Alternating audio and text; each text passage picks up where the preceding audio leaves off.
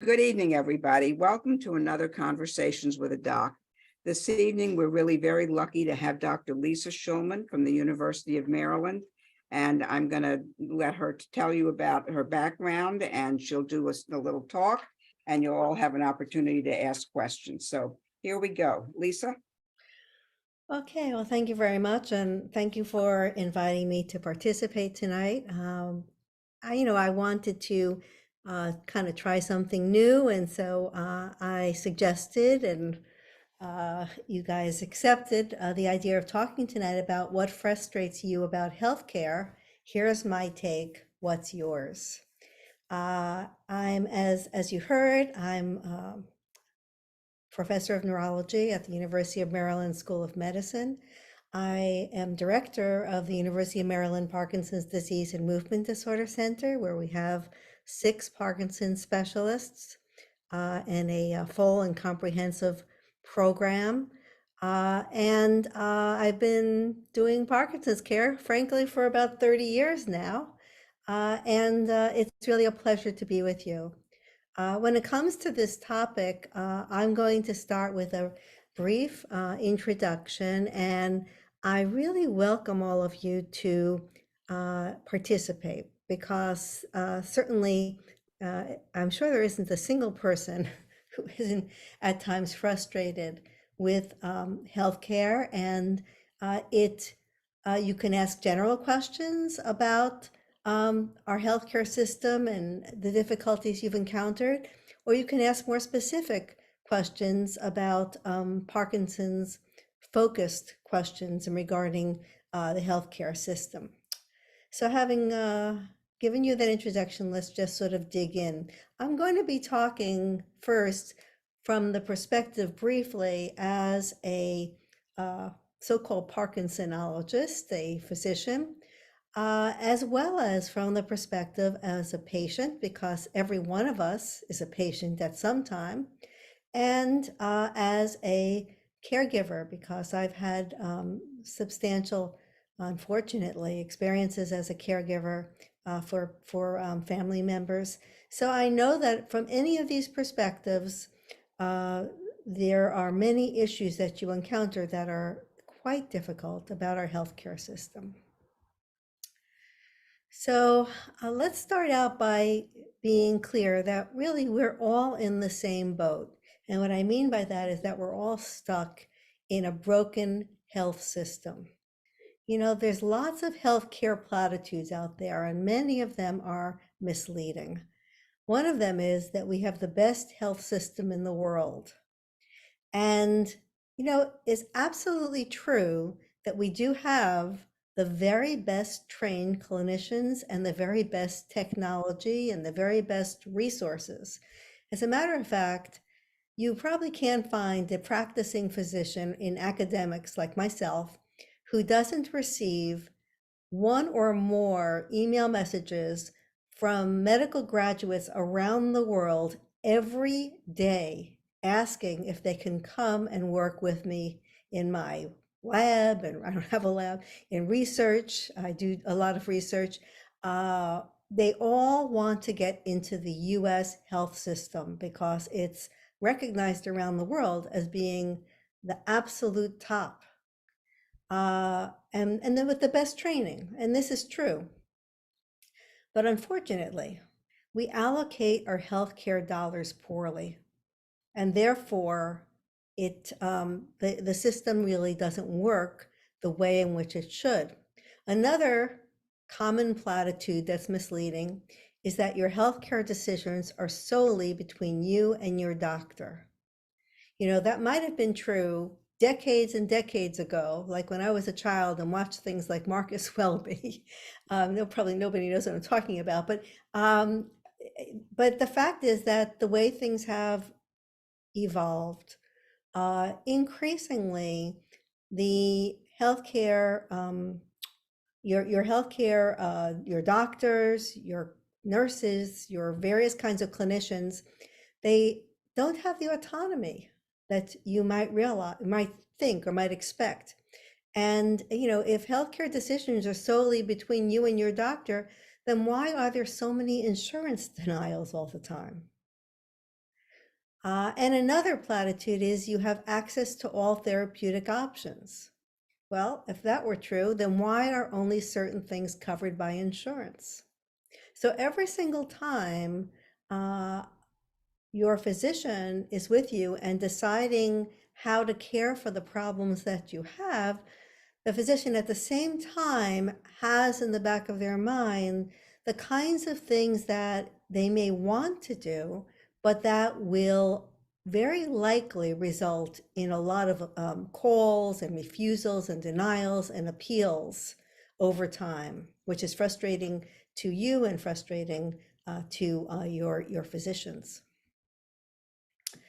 Just as I was working on thinking through the kinds of topics we might talk about tonight, just last week, there was this article in the New York Times, and it was titled The Moral Crisis of America's Doctors. And what they said was that, I'm sure you've heard the term physician burnout, or you could be talking about any kind of uh, nurse or nurse practitioner or physician's assistant or physical therapist. Many people talk about burnout. And the fact is that it's not from working too hard. That's what most people think that it means. But what's been found is that in the majority of cases, it's because our health system makes it so difficult to care for patients. The phrase that was used in this particular article, which I'd heard before, is the concept of moral injury or moral distress on the part of the clinical, the clinician. And this is an emotional wound when the job becomes ethically compromising. You go into the healthcare profession with the idea that you want to provide the best quality of care and use your training in the best possible way. But when you find that you cannot do that and you have to be compromising, this is ethically challenging. So this comes from times when the demands of regulations and administrators and insurers are forcing health workers to stray from their ethical principles and core values. So what are some examples? Like when it's not possible to order a needed diagnostic test. This is not uncommon. You might put in an order in the electronic system, and then you might get a response that you can't do that test until you have done these other things. Or they may give you a check off of what's the reason why you're ordering this. And if you don't come up with a reason that they agree with, they would say, no, we won't proceed, we won't cover that. Another example is when it's not possible to prescribe the best medication. It's also extremely common, and that oftentimes the the clinician is told, well, you can't try that until has this person tried all these other things? They give you a list. You have to provide a document to show that you've tried all these other things. Well, there are some situations where you absolutely know that those other things are going to either be inferior or even worse than that, detrimental possibly. But yet you have to sort of fight these battles. You can imagine, when you see a lot of people, how this compounds itself in terms of not only extra time and effort, but also the emotional uh, the emotional consequences of not being able to do what you know is right. This can come up when you feel that a patient is doing so poorly they need to be admitted to the hospital or perhaps go to a rehabilitation facility. Maybe they are living alone, they can't care for themselves. It's clearly that they're falling, whatever it is. Well, not so fast. It's become extremely difficult to admit a patient without a very high level of acute illness into hospitals. The olden days, you could admit almost anybody. Today, it's like some people say, like hospitals are like a cluster of intensive care units because you have to be so very, very ill to get into a hospital.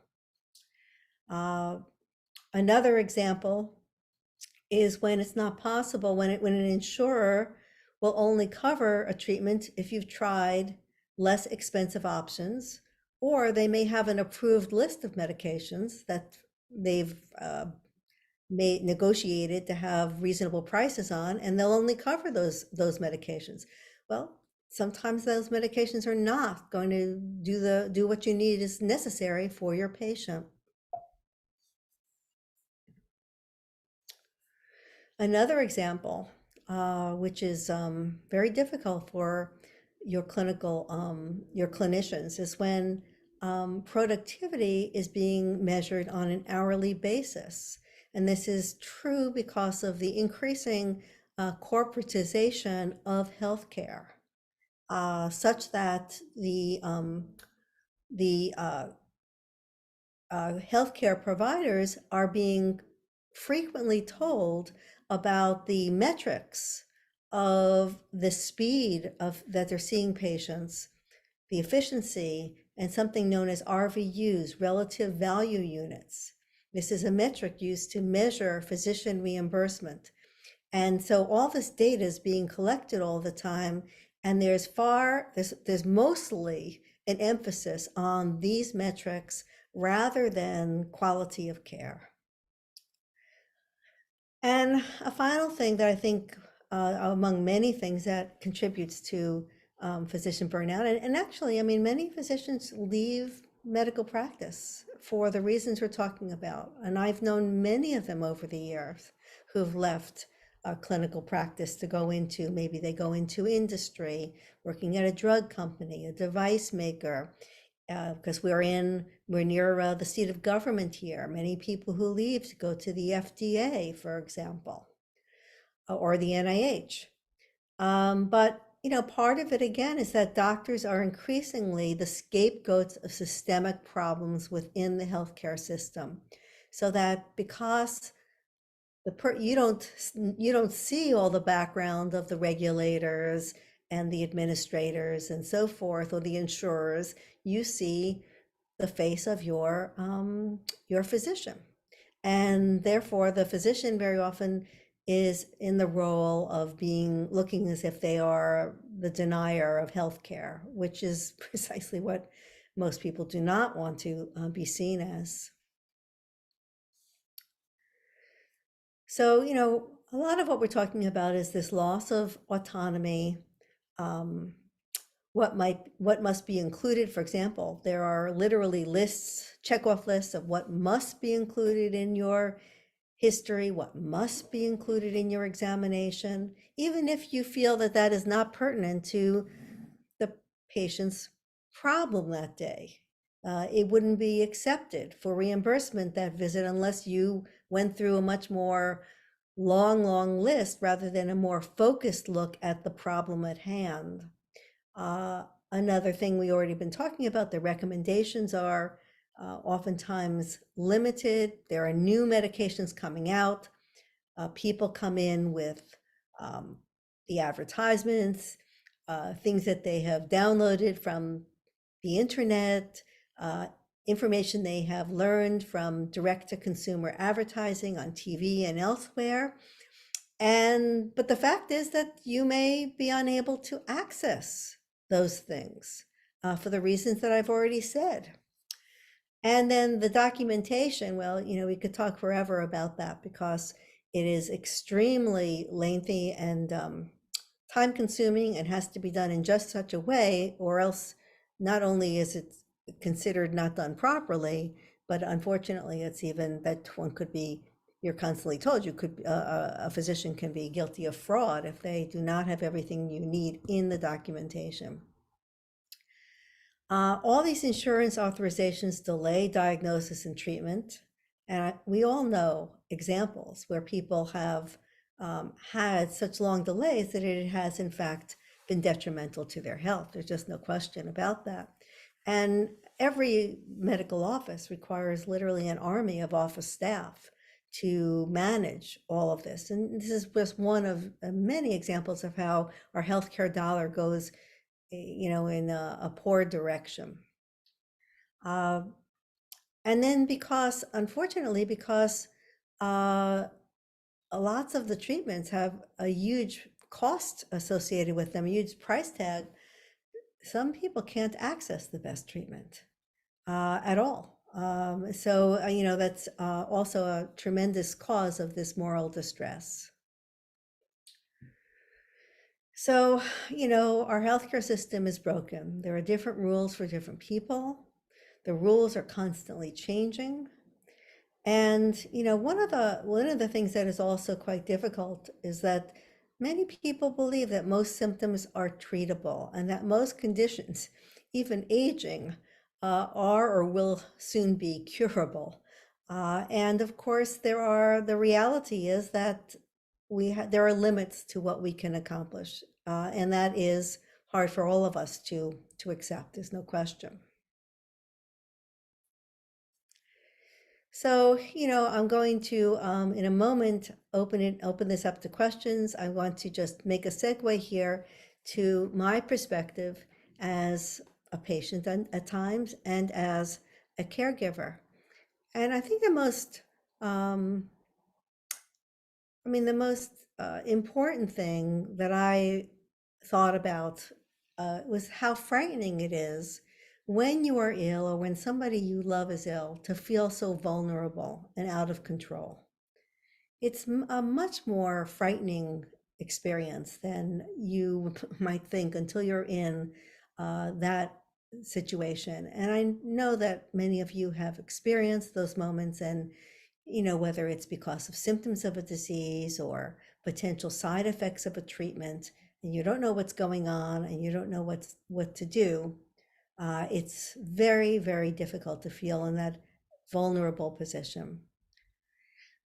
Oftentimes, it's vulnerable because there are problems with communications with your doctor, your nurses, your therapists, and so forth. And that is a pervasive problem, there's no doubt. And there's also communication problems between your health team, between your different clinicians. And I think that there are some improvements on that score.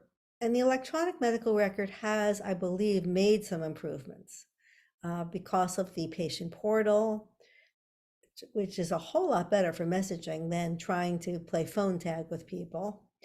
And also the fact that very often your clinicians can find each other's notes on the electronic medical record. So those kinds of things have made it somewhat better, but far from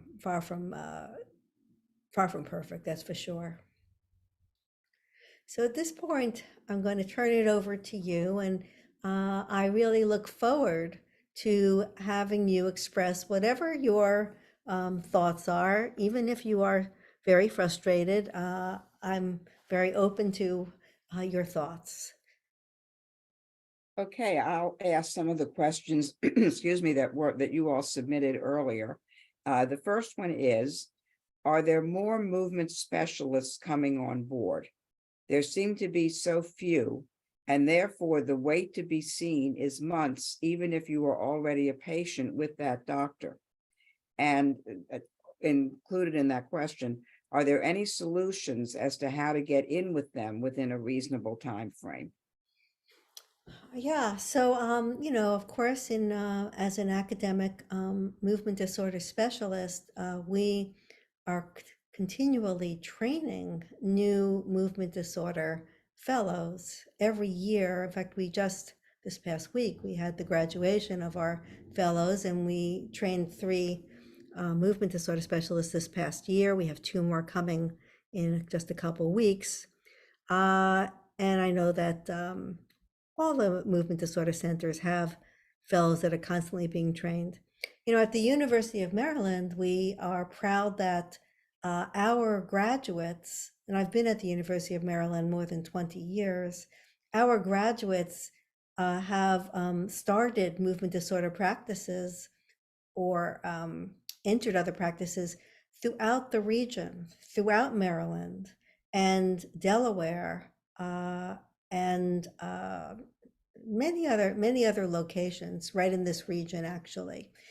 So we've we're working on that problem. Having said that, I understand what you're saying, that the wait can be very long. You know, that's a source of frustration for many of the physicians as well, because there are, there actually always are ways to find space for uh, new patients or follow-up patients. But the problem is that most doctors have a lot of cancellations and no-show patients on their schedule. So we have the tremendous frustration of that we have people saying, just as the questioner just said, there's such a long wait. And at the very same time, we might go in and find ourselves sitting there twiddling our thumbs because we had a full schedule, and then the night before somebody canceled, and then somebody doesn't show up, and such. Some things happen, there's no doubt, but sometimes it's just a matter of somebody just, it's inconvenient, they decide not to come. So we're always struggling with this problem to figure out how to improve this mismatch. Uh, what is the best way? I think most physicians have a waiting list. I know I certainly do, and my colleagues do. So, if you call and ask to be put on the waiting list, if there isn't an earlier appointment, and specifically say, I need to be seen soon because of this reason, put me on the waiting list, we would certainly at the University of Maryland, we work towards using our waiting list to fill in the spots as people cancel. That would oftentimes be a late cancellation. So I hope that is helpful. Was there another part to that question that I missed? I think you got it. More movement specialists coming on board. What do you do about the wait, and solutions as to how to get in with you in a reasonable time frame? So I think you hit all those. So the next question, what is the best way to communicate with doctors who don't seem to listen or to address my concerns? Well, that's a great question. First of all, I think that, it's helpful if you bring a list so that you are not only enunciating and articulating what's going on with you, but that you also have a clear list. And I oftentimes talk about the importance of having a prioritized list, so that, sometimes when we're, right there in the midst of an office visit, we might just sort of like blurt out various things that just come to mind, or maybe something that's been very recent and disturbing, and that may not be your most pressing problem over the last couple of months. So, consider that in any visit, not only is there only so much time to get into depth about, so, a certain number of problems, but that one of the main things you, as a patient, main objectives for your visit is to be clear about what you most want to get out of that visit. What do you want to leave that visit with a good discussion about what are the options for treatment for your most priority problems? Because you don't want to walk out the door and say, oh, I forgot. I ended up talking about I had a bad night's sleep last night, and all sorts of things happened. Or, I had this recent fall, but perhaps those are unusual things. And maybe your main problem is that you've been experiencing tremendous difficulty, for example, with urinary function, or with your medicines wearing off at certain times of the day. So not only the higher priority problems need to be stressed. One way to stress that is to make sure that you bring in a list so that you yourself stick to that script, but that you could leave the list with your physician so that they are sure that's what gets into the notes for the day as well. I think that it's also very important that whatever is your most pressing problems, that to the degree possible, you come in with a detailed history. And, if we're talking about Parkinson's disease, if you are having difficulty with medication wearing off, if you're having difficulty with falls, if you're having difficulty with um, dyskinesia, involuntary restless movements, what is going to be very helpful to your physician is understanding how often, how frequent is this problem, and how severe.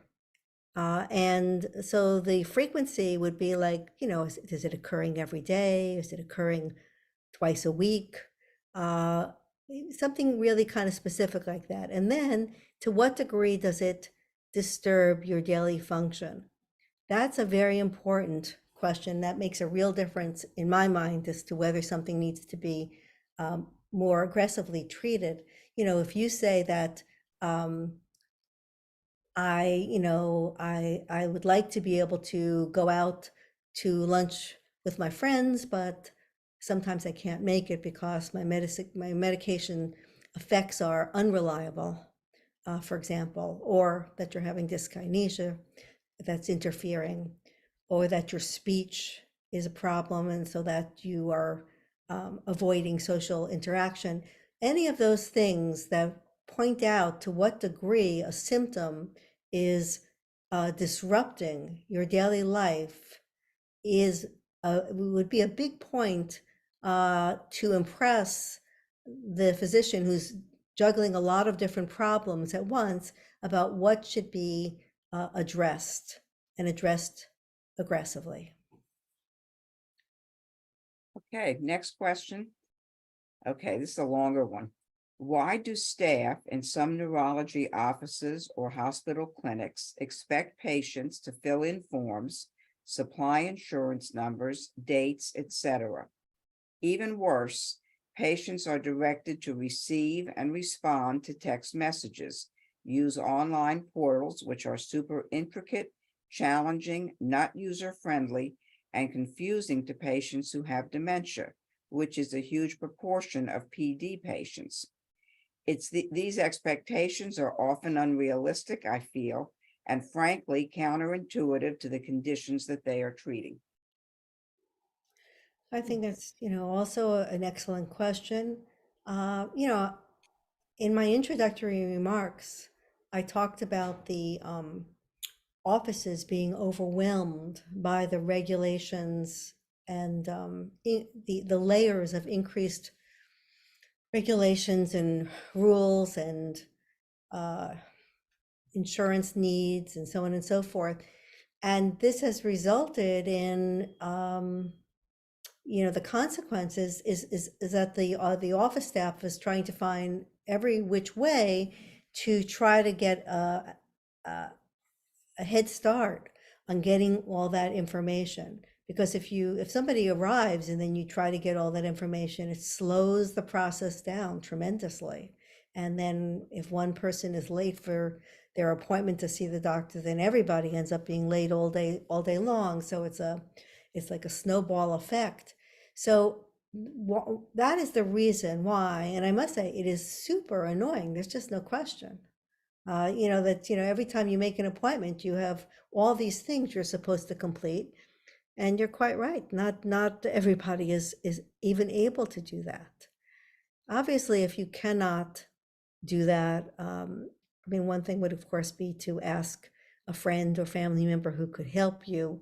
But otherwise, probably arrive early, quite early for your appointment, so that there is the time to take care of providing all that information without being late for your appointment.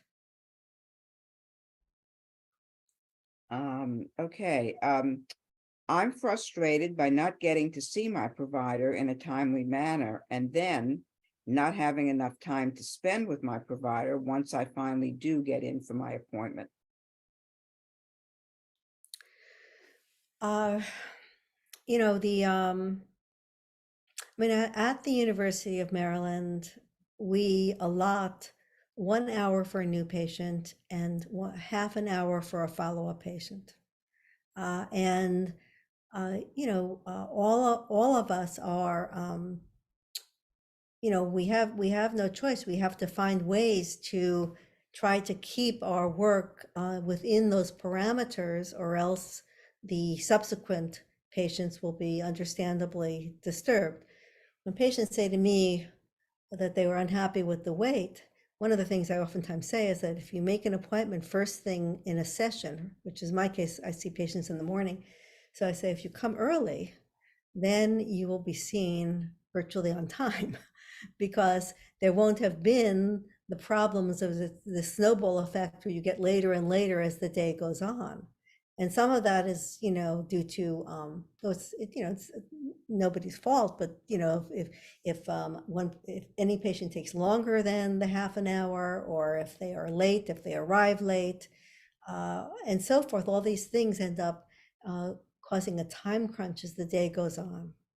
I think that, I think that, there are some practices where the time periods for new patients and follow-up patients is less than what I just said, an hour for new and half an hour for follow-up. And I really can't even imagine how you would see a follow-up Parkinson's patient in less than half an hour, because we have so much to talk about all the time. So, I mean, for one thing, you might want to make sure that you're working with a clinician who does provide a full half hour for a follow-up visit. Another thing is that sometimes you can't get everything done you want in the half an hour, and you might ask for an earlier follow-up appointment. That's, if I find that somebody has complicated problems, we might say that we weren't able to get into all of it today, and so we'll have you come back perhaps in, a month or two, rather than 3 months or 4 months or 5 months. So, I mean, I think that this is a frustration that we all have, but on the patient and family side of things, it's important to use the time wisely, partly in the way that I said, to organize the visit. And I mentioned coming in with a good list of the problems, the prioritized problems, but there are two other lists that you should bring. One is, of course, your medication list with details, and the third is your question list. And as the time goes between your visits, whenever a question comes to mind, you should jot it down, because again, to use the time most productively, you want to organize the time. Look through your question list and prioritize that too, because you may not be able to get through it all. Make sure that the most important questions you can rely on with the list. I find it very helpful when people do come in with lists, and I pay attention to the fact that I want to try to get through that list so that they're satisfied.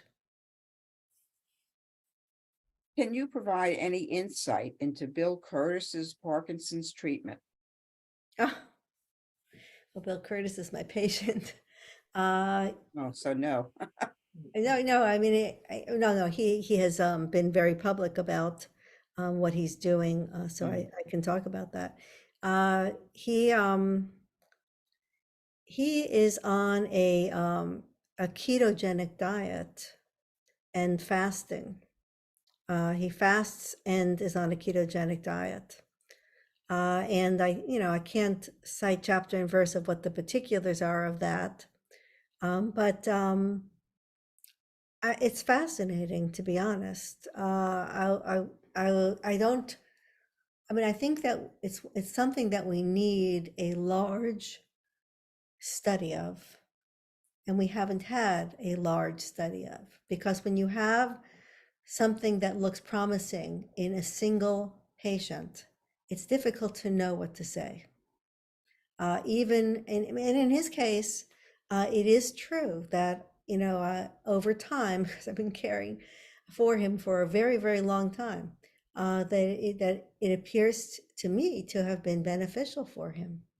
It's not an easy diet that he's on. There's no question. And like I say, I wasn't prepared to talk about it today, so I can't describe it fully.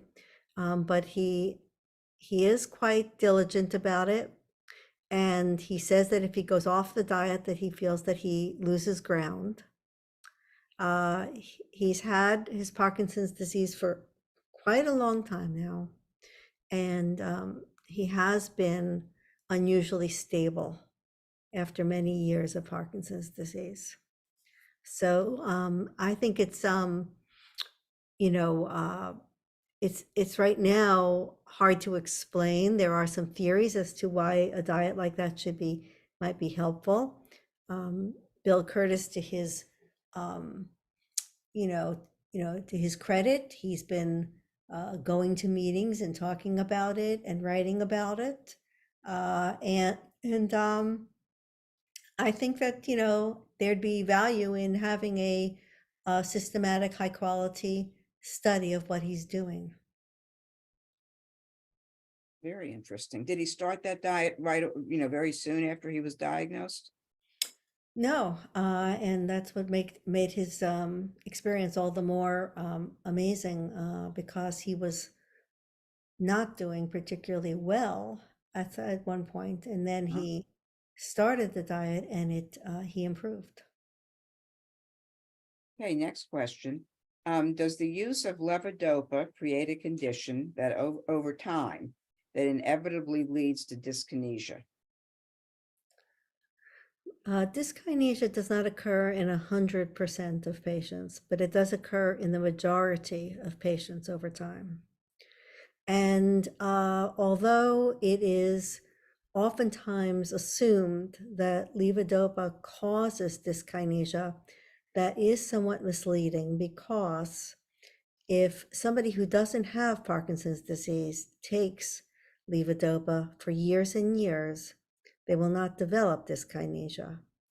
So it is instead an interaction between the levodopa medication and the underlying um, uh, injury in the brain, that particular injury in the brain that is the substrate, the basis for Parkinson's disease. It's an interaction between the medicine and the changes in the brain. We know that that's absolutely true, and I'll tell you why. Not only, as I said, if you don't have Parkinson's, you won't get dyskinesia from levodopa, but another excellent illustration is that there are times where people go undiagnosed or misdiagnosed for many years. And it happens less and less because we're more sophisticated in general medically about Parkinson's. But nonetheless, there are some people who have come in and have not been diagnosed and might have close to 10 years of Parkinson's disease, but they never took medicine, and they come in a extremely disabled condition. And of course, you start medication. So the important thing is this: you start medication, and it's just a miraculous situation. Somebody is in a very disabled state, and it couldn't be more heartwarming to see such an incredible turnaround. But those people who have come in and started levodopa at a very late point, they develop the side effects of motor fluctuations and dyskinesia relatively soon after starting the medication. Sometimes I've seen it within 6 months or even less in a situation like that.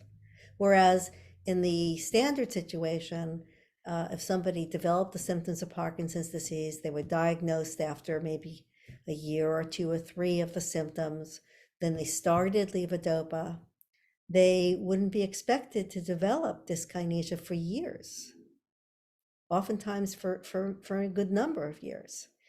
So this is another illustration, the story I just told about patients like this who come in, they have advanced Parkinson's disease, they take the medication, and they develop the side effects much, much quicker This illustrates how it is an interaction between the medication and the underlying brain injury. So I have another question that's more general, I guess. How do you feel about when you have a patient visiting you and they would like to tape the conversation? When my sister had breast cancer, and we would go to the oncologist or we'd go to the surgeon, and there was so much information, and it was impossible to remember it all. And they were fine about it. We would tape the conversation, we'd go back, we would talk about stuff, and then the memory is funny. So then we'd have to listen to the tape to get it straight. How do you all feel about that? Well, I'd be interested to hear if anybody has had any negative experiences in this regard, and whether there have been people who, other physicians and such, who have refused it. I have not been, I've been open to it. And I think all the more so lately, because with the advent of our smartphones and Mhm. FaceTime and so forth, it's increasingly common to have somebody ask if their family member can join, sometimes from another state and sometimes from another country in the world. Can be quite far away, actually.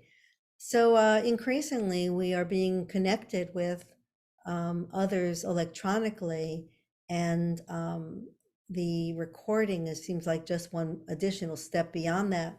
Uh, I mean, I think that, if it's all an ordinary kind of a situation in terms of a normal routine visit, that would be perfectly fine and from my estimation, unless it was something maybe more controversial where somebody might find themselves feeling uncomfortable by it. But I just wonder if anybody has ever have been refused. We never were. I mean, with the surgeon, with the oncologists, all of that, they actually kind of encouraged it because it meant that she wasn't calling to ask more questions. It was right there on the tape. So just curious. Another question that just came in. What are your thoughts about high dose thiamine B1 therapy? I don't have any thoughts on that because it hasn't been properly tested. Okay, that was a short answer. That was a good one. Any other questions? Michael, did you see any others? Yes, no. It looks like there are. Oh, wait, here's another one. How would a patient determine whether to ask his GP or his Parkinson's provider for a prescription change related to the psychological impact of, uh-oh, I don't know the rest of the question. Oh, I see it though. Oh, Um, okay. for a prescription change related to psychological impact of Parkinson's, Oh, process of elimination. In this case, the GP and PD providers are not in the same system. For a prescription change related to the psychological impact of Parkinson's disease. Oh, I see. The question is whether to ask your GP or your Parkinson's doctor for prescriptions about the psychological impact of Parkinson's. Well, I mean, I think that, I mean, so I assume that the question is, psychological impact could relate to depression, anxiety, or even potentially, other psychiatric symptoms like hallucinations. We deal with a lot of different types of psychiatric symptoms, apathy. And so, I think that your Parkinson's specialist is likely to be more attuned to the range of associated psychiatric symptoms, and what is, the range of it and the relative uh, intensity of these symptoms, in terms of whether this is kind of more like the routine problem or maybe goes beyond the routine problem. And that would be important because if somebody seems to be having difficulty with adjustment to diagnosis after a while goes by, or maybe they describe that they have periods of the day where they are quite anxious. In those cases, I would, comfortably begin medication for those problems. On the other hand, sometimes the intensity and of the symptoms go beyond what is common, and maybe we've already tried one or two medications, and that's a situation where you would you would welcome getting the input from a psychiatrist, because it's more than the common situation. So getting back to the main question about whether you want to go to your Parkinson's specialist or your primary care physician, I think that the Parkinson's specialist would have more of a handle on what is the common presentations within the Parkinson's population. And, we know that about 40% of our patients, 30 to 40%, have clinically significant depression or anxiety at different times. Okay, we've got a couple more here. Do you expect the availability of care to get worse as the United States population ages and we have fewer healthcare professionals immigrating to the US? I think that, unfortunately, this is an example of our broken healthcare system, that the it doesn't make any sense, quite frankly, why certain kinds of specialties should be so much better remunerated than other specialties. And for example, we talk about the aging population. Virtually nobody wants to go into geriatrics. We need so many geriatricians, but nobody wants to go into geriatrics because it has,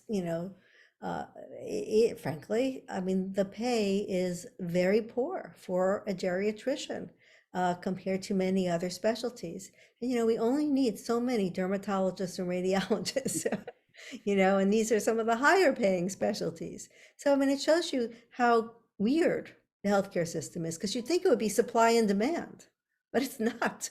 We need more people who specialize in aging. There's no question about it. And especially as the population ages, as the questioner asks. So I think it's a real problem, undoubtedly true. Because the caring for people who are aging is quite different in terms of the sensitivity to medications, the inability to tolerate so-called polypharmacy, as well as younger adults.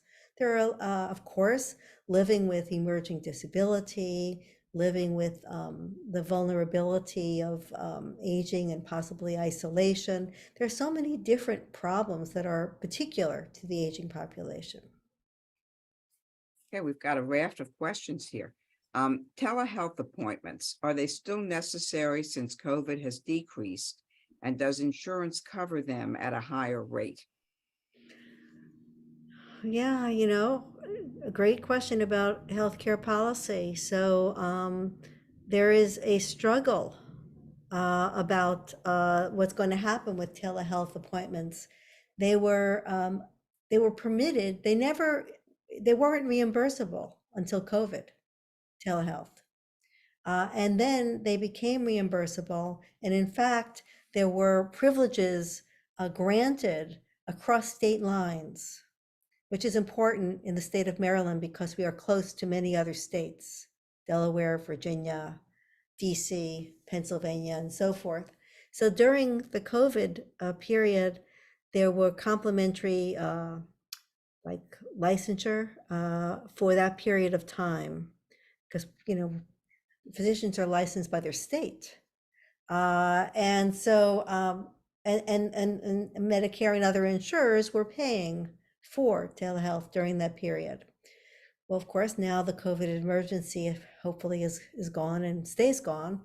And so then there was a period of time where we were told that it wasn't going to be covered anymore. Particularly, and that was different for different specialties. But in the specialty of neurology, for a while, we were told it wasn't going to be covered. And we were making plans and we were told to stop accepting or making telehealth appointments. Now, the reimbursement for telehealth was extended again. And I think maybe for another year or so, maybe a year and a half. We don't know what's going to happen further beyond that, but it appears that the window of opportunity is open again for that. But in most cases, the reimbursement is not at the level of an in-person appointment. So that, is an issue. In the field of movement disorders, in Parkinson's care, telehealth has its place, but it is not a replacement for an in-person visit, because we really need to be able to see people move, the way their whole body moves, the way they walk down a hallway. We need to look at their balance by seeing their entire body as they're moving and turning, for example. And we need to actually put our hands on their body and see how rigid or increased in tone or stiff their body parts are, for example. There are lots of parts of the exam that cannot be done on telehealth. So I think that, there are people who live far away, who are more disabled. They have very good reason for not wanting to come into the office, but there'll never be a time where the quality of care is adequate to only rely on telehealth. Are there any supplements that you would recommend to help with Parkinson's?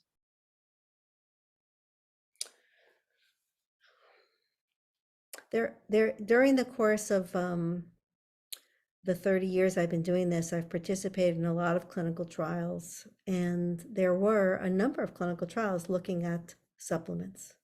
There were studies looking at vitamin E, there were studies looking at coenzyme Q, and others. And none of those studies ever demonstrated a benefit. So we don't have any data to support the use of supplements. Now, we also don't have data to show that it's detrimental, but we haven't been able to show that it improves the symptoms of Parkinson's disease. Would caffeine be good for a Parkinson's patient? Maybe give a jolt or a lift? Well, caffeine, one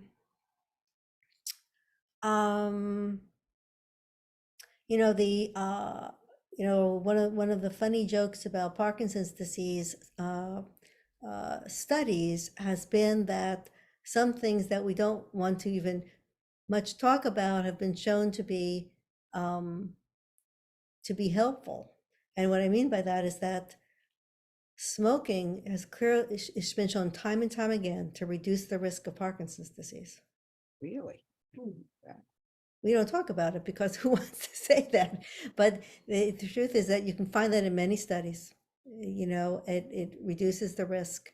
And, nicotine derivatives have been looked at for treatment. There have been studies of nicotine derivatives. And coffee also, to some extent, was shown to have some potential benefit. Having said that, if you have a tremor, you might just imagine, as you'd imagine, a strong cup of coffee is going to increase your tremor, just like it would cause a tremor in any of us. So it would be a double-edged sword. Okay. I have been appalled at the continued disparities between health outcomes for African Americans and white Americans. What is Maryland doing to address this? Well, I guess I should really start by saying that I'm currently principal investigator in a nationwide study to study racial disparities in Parkinson's disease. And, at long last, the National Institute of Health made a priority to study health disparities in recent years. Prior to that, it was not, you couldn't get funded to study that kind of thing. Another incredible fact is that at not only our Parkinson's Center in Baltimore, downtown Baltimore, but also in other cities in the US that are majority African American populations. The Black population who goes to these Parkinson's disease centers is way lower than the white population. And so a looming question is if that is only an access to care issue, an issue of maybe a bias for referral, or financial, issue, or are there biological differences between Parkinson's disease in Blacks versus whites, for example. So that is what we're studying in our study right now, and we are recruiting as many African American Parkinson's populations as we can find. So as far as what can be done, I think part of it is, as we're trying to do, is to understand the mechanism for the problem, to rectify it. I would ask you, in your organization, do you have the diversity that you would anticipate? No. Right. Mm. It's unexplained. Hmm? It's unexplained. Mm-hmm. And, I think it's not an easy question to answer, actually. It'll be very difficult, because to really try to answer the question, you would need to do a community-based study, which are very, very difficult to do and very costly to do. I've thought about it a lot, but I haven't come up with anything really. What I think is going to be the last question. I'm wondering if you think the trend of medical systems being owned by private equity firms is helpful or hurting the providers themselves. Are there financial incentives for doctors to join such corporations? And are the patient loads more manageable? Well, I think that the corporatization of healthcare has in general not been good for medical care, for quality medical care, because it tends to emphasize more and more of the profit margin, especially if it's a very, very large company. They're just so far away from the actual doctor-patient relationship. It just isn't something that's very much on their mind. We really struggle to get our patients to have the medications and testing that they need all the time. And sometimes it just comes down to, I have one-to-one conversations called peer-to-peer discussions with people who are, but they're not peers. That's very often the case. That oftentimes I'm speaking to, it could be a nurse, and not to say that there's anything wrong with a nurse, except that it's not somebody who knows anything much about Parkinson's disease. So instead, it's like a matter of trying to explain why we really need this medicine or this test, and it kind of doesn't go anywhere. I think it's the more you have these very large organizations who are managing healthcare, the harder it is to plead the case of an individual patient. It's just it doesn't have that private, personal kind of, that isn't one of their goals, really. So I think it has not been good for medical care in general. Okay, no more questions. I want to thank everybody for your questions. I think they were terrific questions, and thank you for participating this evening. Dr. Schulman, thank you for participating this evening. Very, very interesting, informative session here. Lots of food for thought, I think. Don't forget, everybody, when you get your evaluations, to please fill it out and send them in. It's very important for us. And thank you again, and have a good evening, everybody. Thank you.